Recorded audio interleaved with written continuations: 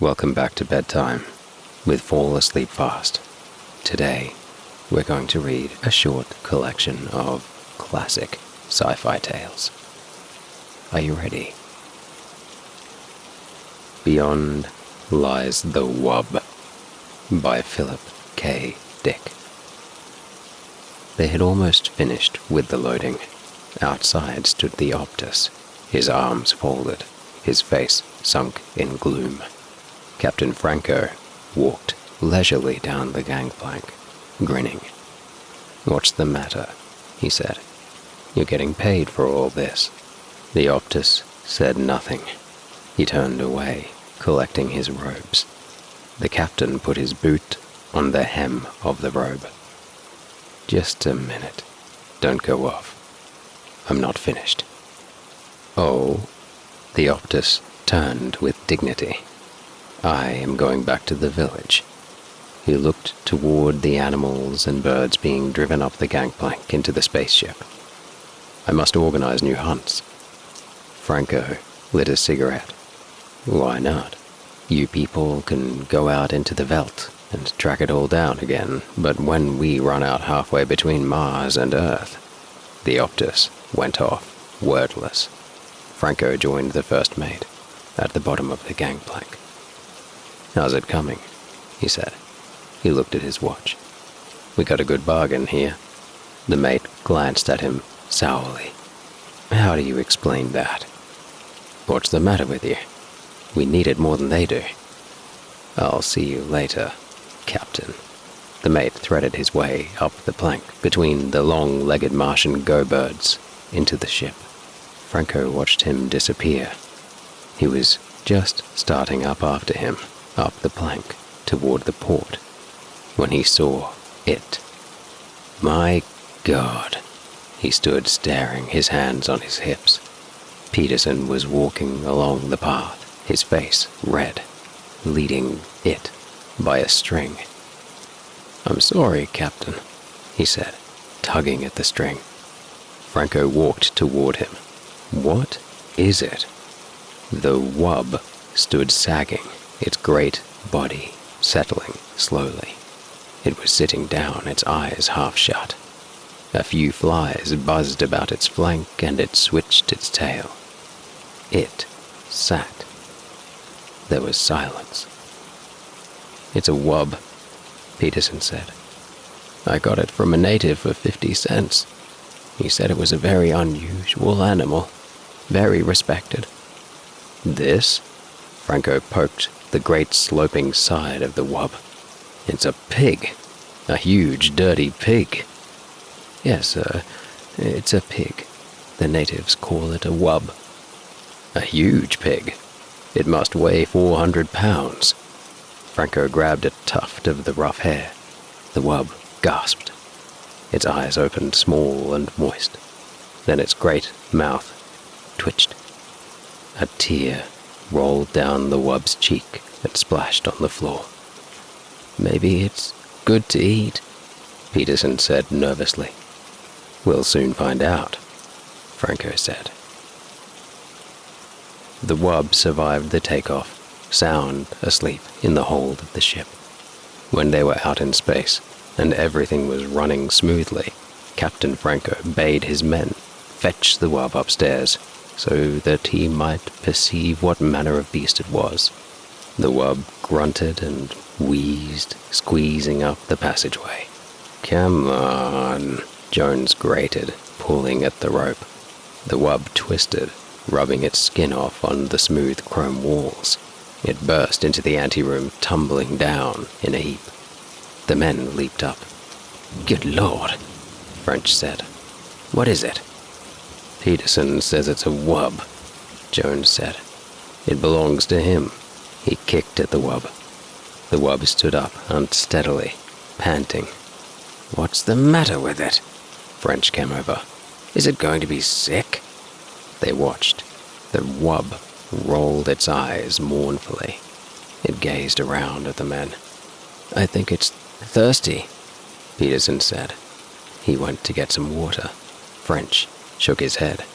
No wonder we had so much trouble taking off. I had to reset all my ballast calculations. Peterson came back with the water. The wub began to lap, gratefully splashing the men. Captain Franco appeared at the door. Let's have a look at it. He advanced, squinting critically. You got this for 50 cents. Yes, sir, Peterson said. It eats almost anything. I fed it on grain and it liked that. And then potatoes and mash and scraps from the table and milk. It seems to enjoy eating. After it eats, it lies down and goes to sleep. I see, Captain Franco said.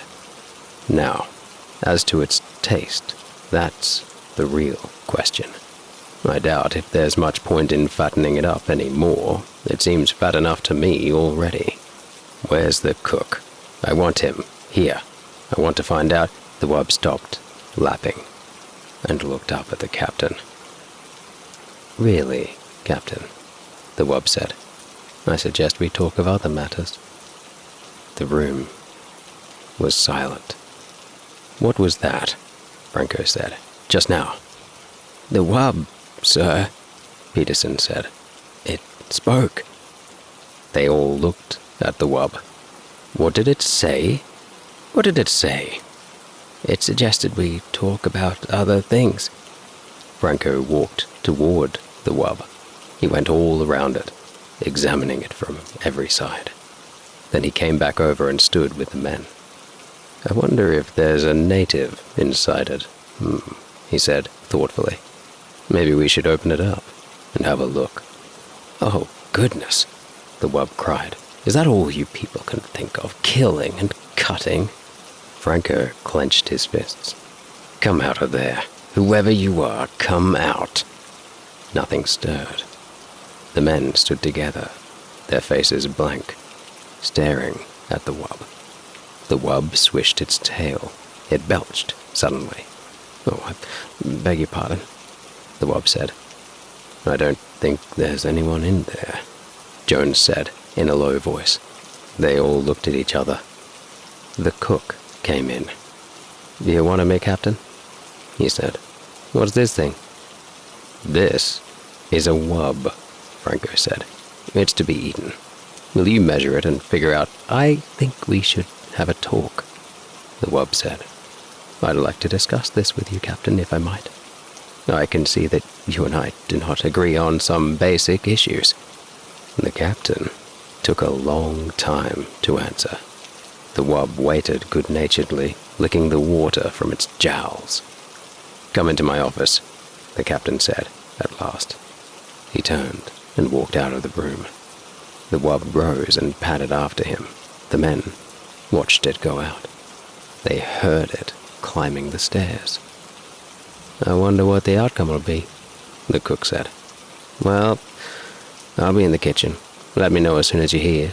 Sure, Jones said. Sure. The wub eased itself down in the corner with a sigh. Oh, you must forgive me, it said. I'm afraid I'm addicted to various forms of relaxation. When one is as large as I, the captain nodded impatiently. He sat down at his desk and folded his hands. All right, he said. Let's get started. You're a wub. Is that correct? The wub shrugged. Oh, I suppose so. That's what they call us, the natives, I mean. We have our own term. And you speak English. You've been in contact with Earthmen before? No. Then how do you do it? Speak English. Am I speaking English? I'm not conscious of speaking anything in particular. I examined your mind. My mind?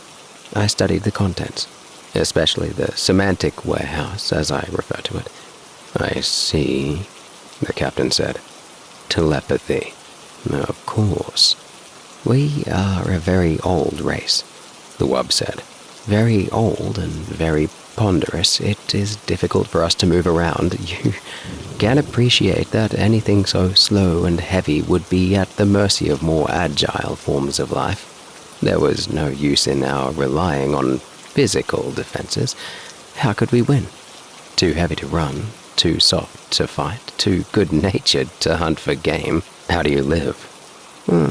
Plants, vegetables. We can eat almost anything. We're very Catholic, tolerant, eclectic, Catholic. We live and let live. That's how we've gotten along. The wub eyed the captain. And that's why I so violently objected to this business about having me boiled. I could see the image in your mind.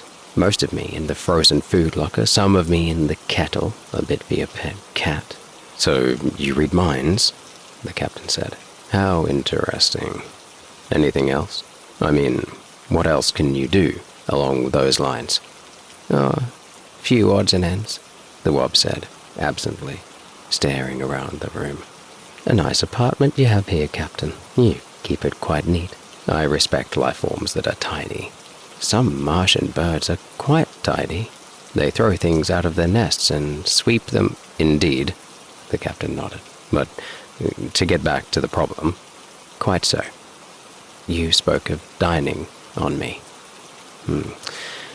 The taste, I am told, is good, a little fatty, but tender. But how can any lasting contact be established between your people and mine if you resort to such barbaric attitudes? Eat me. Rather, you should discuss questions with me. Philosophy, the arts. The captain stood up. Philosophy. It might interest you to know that we will be hard put to find something to eat for the next month. An unfortunate spoilage. I know. The wub nodded. But wouldn't it be more in accord with your principles of democracy if we all drew straws or something along that line? After all, democracy is to protect the minority from just such infringements. Now, if each of us casts one vote... The captain walked to the door. Nuts to you, he said. He opened the door. He opened his mouth. He stood frozen, his mouth wide, his eyes staring, his fingers still on the knob. The wub watched him. Presently it padded out of the room, edging past the captain. It went down the hall, deep in meditation.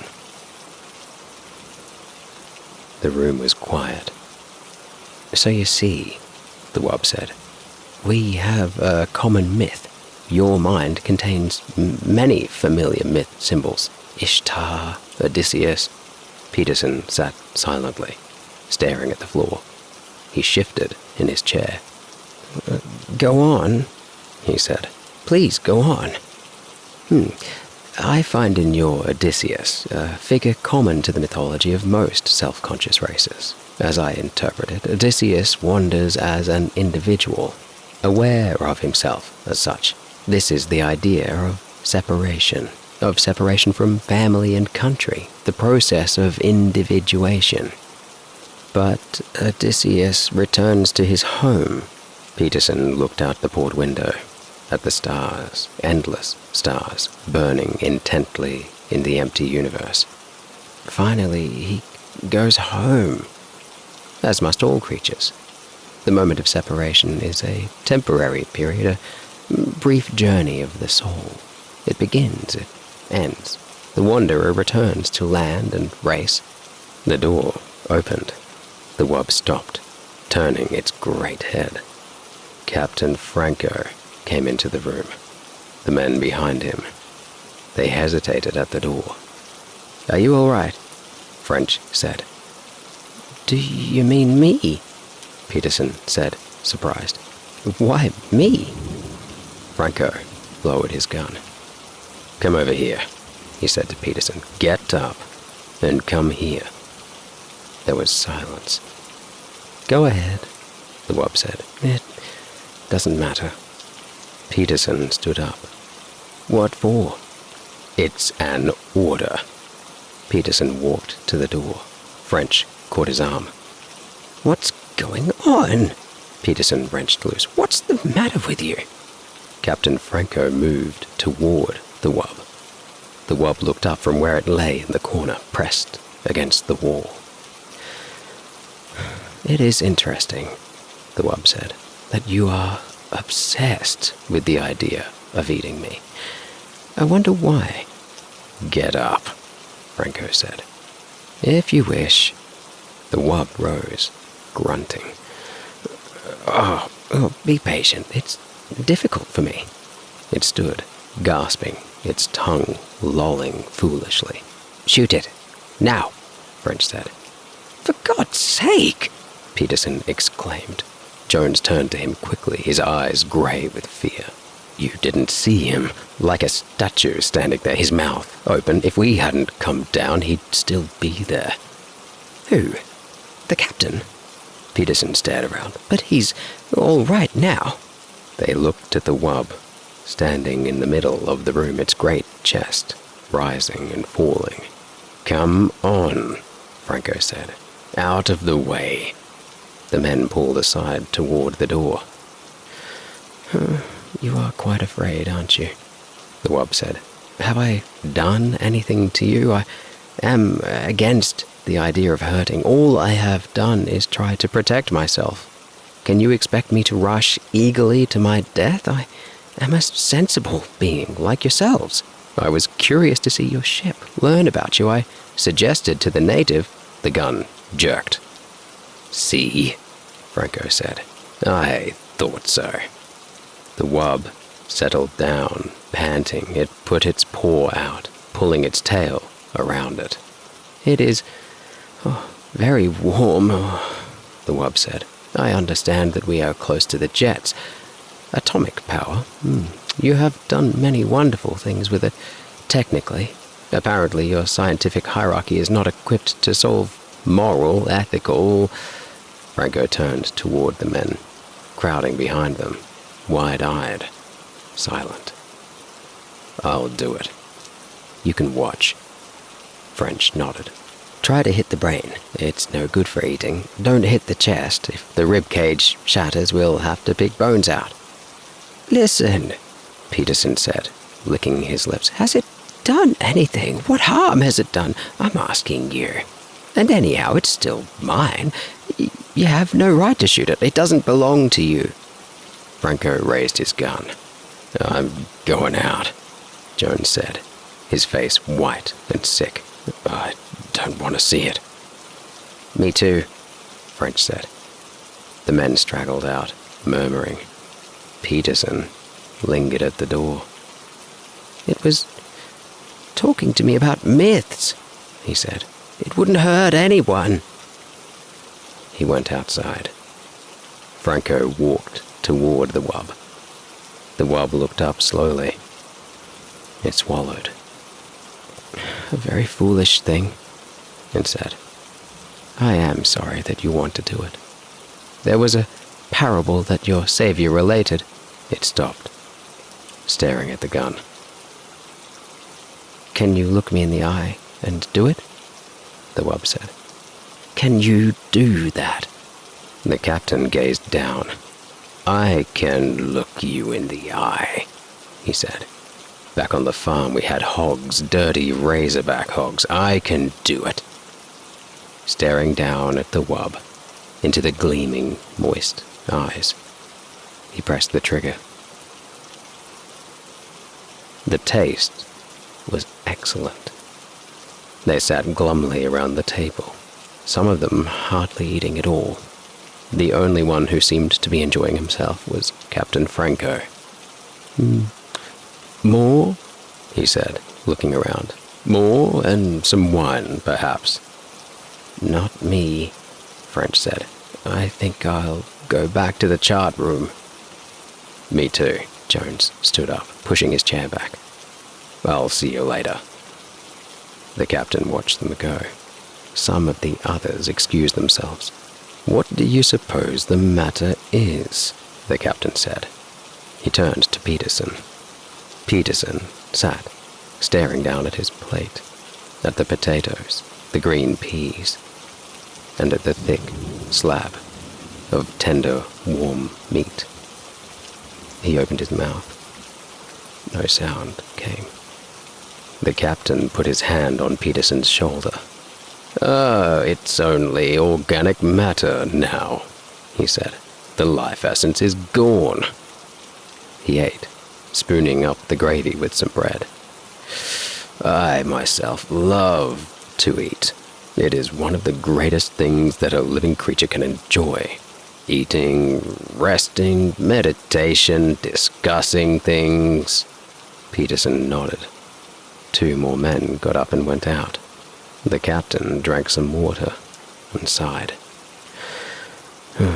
Well, he said, I must say that this was a very enjoyable meal. All the reports I had heard were quite true. The taste of wub, very fine, but I was prevented from enjoying this pleasure in times past. He dabbed at his lips with his napkin and leaned back in his chair. Peterson stared dejectedly at the table. The captain watched him intently. He leaned over. Come, he said. Cheer up. Let's discuss things. He smiled. As I was saying before I was interrupted, the role of Odysseus in the myths. Peterson jerked up, staring. To go on, the captain said, Odysseus, as I understand him, To be are not to be, by Kurt Vonnegut, Jr. Everything was perfectly swell. There were no prisons, no slums, no insane asylums, no cripples, no poverty, no wars. All diseases were conquered. So was old age. Death, barring accidents, was an adventure for volunteers. The population of the United States was stabilized at 40 million souls. One bright morning, in the Chicago Lying-In Hospital, a man named Edward K. Whaling, Jr. waited for his wife to give birth. He was the only man waiting. Not many people were born a day anymore. Whaling was 56, a mere stripling in a population whose average age was 129. X-rays had revealed that his wife was going to have triplets. The children would be his first. Young Whaling was hunched in his chair, his head in his hand. He was so rumpled, so still and colorless, as to be virtually invisible. His camouflage was perfect, since the waiting room had a disorderly and demoralized air, too. Chairs and ashtrays had been moved away from the walls. The floor was paved with spattered drop cloths. The room was being redecorated. It was being redecorated as a memorial to a man who had volunteered to die. A sardonic old man, about 200 years old, sat on a stepladder, painting a mural he did not like. Back in the days when people aged visibly, his age would have been guessed at 35 or so. Aging had touched him that much before the cure for aging was found. The mural he was working on depicted a very neat garden. Men and women in white, doctors and nurses, turned the soil, planted seedlings, sprayed bugs, spread fertilizer. Men and women in purple uniforms pulled up weeds, cut down plants that were old and sickly, raked leaves, carried refuse to trash burners. Never, not even in medieval Holland nor old Japan, had a garden been more formal, been better tended. Every plant had all the loam, light, water, air, and nourishment it could use. A hospital orderly came down the corridor, singing under his breath a popular song. If you don't like my kisses, honey, here's what I'll do. I'll go see a girl in purple, kiss this sad world toodaloo. If you don't want my lovin', why should I take up all this space? I'll get off this old planet, let some sweet baby have my place. The orderly looked in at the mural and the muralist. Looks so real, he said. I can practically imagine I'm standing in the middle of it." "What makes you think you're not in it?" said the painter. He gave a satiric smile. "It's called the Happy Garden of Life, you know." "That's good of Dr. Hitz," said the orderly. He was referring to one of the male figures in white, whose head was a portrait of Dr. Benjamin Hitz, the hospital's chief obstetrician. Hitz was a blindingly handsome man. "Lots of faces still to fill in," said the orderly. He meant that the faces of many of the figures in the mural were still blank. All blanks were to be filled with portraits of important people on either the hospital staff or from the Chicago office of the Federal Bureau of Termination. "Must be nice to be able to make pictures that look like something," said the orderly. The painter's face curdled with scorn. "You think I'm proud of this daub?" he said. "You think this is my idea of what life really looks like?" "What's your idea of what life looks like?" said the orderly. The painter gestured at a foul drop-cloth. "There's a good picture of it," he said. "Frame that, and you'll have a picture a damn sight more honest than this one." "You're a gloomy old duck, aren't you?" said the orderly. "Is that a crime?" said the painter. The orderly shrugged. "If you don't like it here, Grandpa," he said, and he finished the thought with the trick telephone number that people who didn't want to live anymore were supposed to call. The 0 in the telephone number he pronounced not.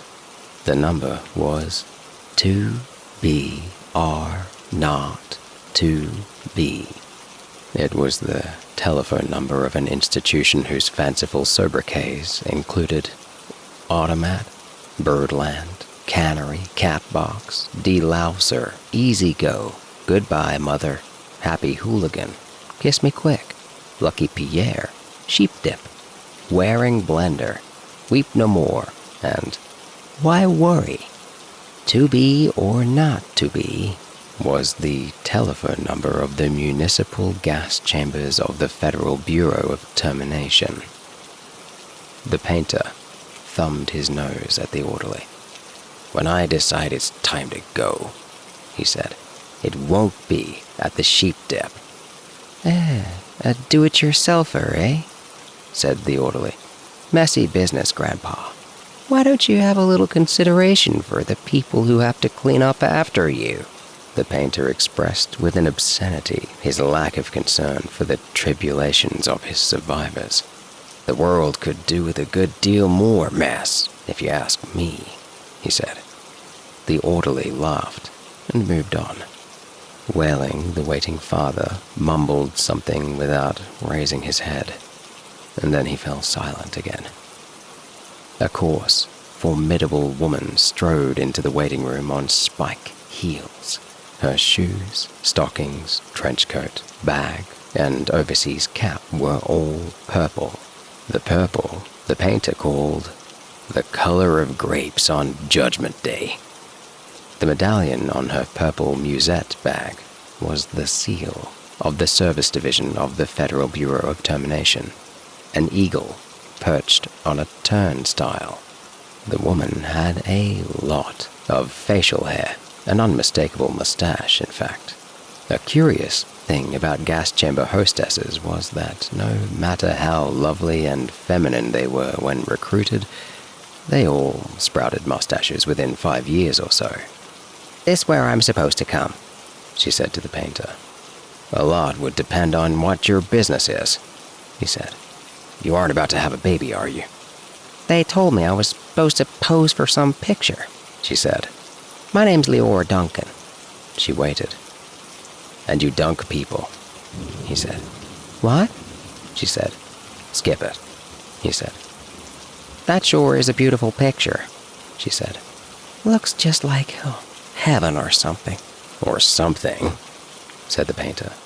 He took a list of names from his smock pocket. Duncan, Duncan, Duncan, he said, scanning the list. Yes, Here you are. You're entitled to be immortalized. See any faceless body here you'd like me to stick your head on? We've got a few choice ones left." She studied the mural bleakly. "Gee," she said. "They're all the same to me. I don't know anything about art." "A body's a body, eh?" he said. "Alrighty. As a master of fine art, I recommend this body here." He indicated a faceless figure of a woman who was carrying dried stalks to a trash burner. "Wow," said Leora Duncan. "That's more of the disposal people, isn't it? I mean, I'm in service. I don't do any disposing."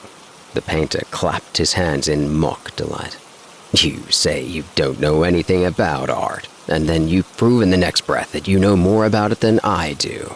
Of course, the sheave carrier is wrong for a hostess. A snipper, a pruner, that's more your line." He pointed to a figure in purple who was sawing a dead branch from an apple tree. "How about her?" he said. "You like her at all?" "Oh, gosh," she said, and she blushed and became humble. That puts me right next to Dr. Hitz." "That upsets you?" he said. "Good gravy, no," she said. It's just such an honor." "Ah, you admire him, eh?" he said. "Who doesn't admire him?" she said, worshipping the portrait of Hitz. It was the portrait of a tanned, white-haired, omnipotent Zeus, 240 years old. "Who doesn't admire him?" she said again. "He was responsible for setting up the very first gas chamber in Chicago." "Nothing would please me more," said the painter, "than to put you next to him for all time, sawing off a limb. That strikes you as appropriate?" That is kind of like what I do," she said. She was demure about what she did. What she did was make people comfortable while she killed them. And while Leora Duncan was posing for her portrait, into the waiting room bounded Dr. Hitz himself. He was 7 feet tall, and he boomed with importance, accomplishments, and the joy of living. "Well, Miss Duncan, he said, and he made a jerk. "What are you doing here?" he said. "This isn't where the people leave, this is where they come in." "We're going to be in the same picture together," she said shyly. "Good," said Dr. Hitz heartily. "And say, isn't that some picture?" "I sure am honored to be in it with you," she said. "Let me tell you," he said. "I'm honored to be in it with you. Without women like you, this wonderful world we've got wouldn't be possible." He saluted her and moved toward the door that led to the delivery room. "Guess what was just born?" he said. "I can't," she said. "Triplets," he said. "Triplets," she said. She was exclaiming over the legal implications of triplets. The law said that no newborn child could survive unless the parents of the child could find someone who would volunteer to die. Triplets, if they were all to live, called for 3 volunteers. "Do the parents have 3 volunteers?" said Leora Duncan. "Last I heard," said Dr. Hitz, "they had 1 and were trying to scrape another 2 up." "I don't think they made it," she said. "Nobody made 3 appointments with us. Nothing but singles going through today, unless somebody called in after I left. What's the name?" "Whaling," said the waiting father, sitting up, red-eyed and frowsy. "Edward K. Whaling, Jr. is the name of the happy father-to-be." He raised his right hand, looked at a spot on the wall, and gave a hoarsely wretched chuckle. "Present," he said. "Oh, Mr. Whaling," said Dr. Hitz. "I didn't see you." "The invisible man," said Whaling. "They just phoned me that your triplets have been born," said Dr. Hitz. "They're all fine, and so is the mother. I'm on my way in to see them now." "Hooray," said Whaling emptily. "You don't sound very happy," said Dr. Hitz. "What man in my shoes wouldn't be happy?" said Whaling. He gestured with his hand to symbolize carefree simplicity. "All I have to do is pick out which one of the triplets is going to live, then deliver my maternal grandfather to the happy hooligan, and come back here with a receipt." Dr. Hitz became rather severe with Whaling, towered over him. "You don't believe in population control, Mr. Whaling?" he said. "I think it's perfectly keen," said Whaling tautly. "Would you like to go back to the good old days, when the population of the Earth was 20 billion, about to become 40 billion, then 80 billion, then 160 billion? Do you know what a druplet is, Mr. Whaling?" said Hitz. "Nope," said Whaling sulkily. "A druplet, Mr. Whaling, is one of the little knobs, one of the little pulpy grains of a blackberry," said Dr. Hitz. "Without population control, human beings would now be packed on this surface of this old planet like druplets on a blackberry. Think of it." Whaling continued to stare at the same spot on the wall. "In the year 2000, said Dr. Hitz, "before scientists stepped in and laid down the law, there wasn't even enough drinking water to go around, and nothing to eat but seaweed. And still, people insisted on their right to reproduce like jackrabbits, and their right, if possible, to live forever." "I want those kids," said Whaling quietly. "I want all three of them."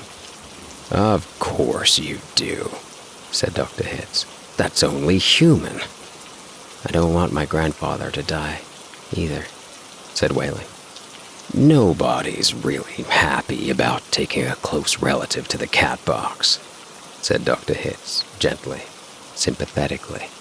"I wish people wouldn't call it that," said Leora Duncan. "What?" said Dr. Hitz. "I wish people wouldn't call it the cat box and things like that," she said. "It gives people the wrong impression." "You're absolutely right," said Dr. Hitz. "Forgive me." He corrected himself, gave the municipal gas chambers their official title, a title no one ever used in conversation.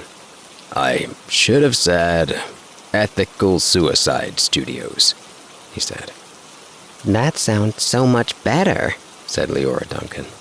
"This child of yours, whichever one you decide to keep, Mr. Whaling," said Dr. Hitz, "he or she is going to live on a happy, roomy, clean, rich planet thanks to population control, in a garden like that mural there."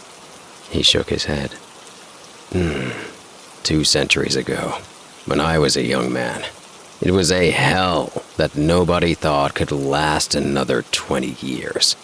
Now, centuries of peace and plenty stretch before us as far as the imagination cares to travel. He smiled luminously. The smile faded as he saw that Whaling had just drawn a revolver. Whaling shot Dr. Hitz dead. "There's room for one, a great big one," he said, and then he shot Leora Duncan. "Oh, it's only death," he said to her as she fell. "There, room for 2. And then he shot himself, making room for all 3 of his children. Nobody came running.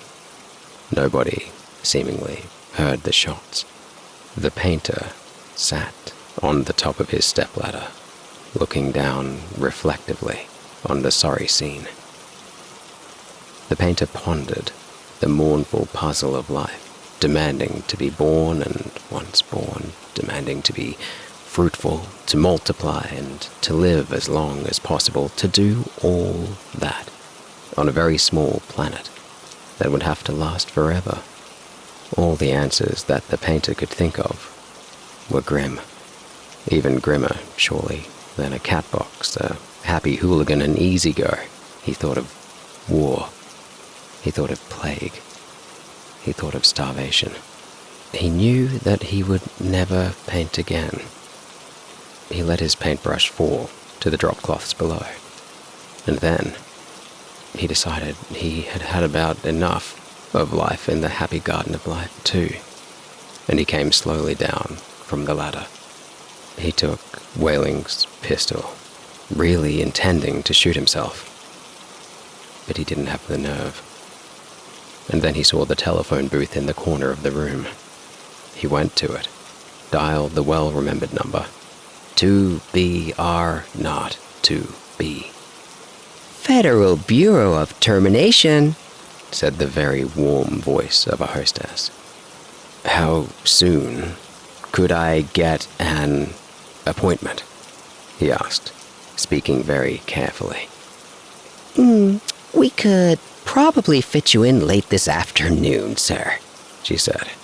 It might even be earlier if we get a cancellation.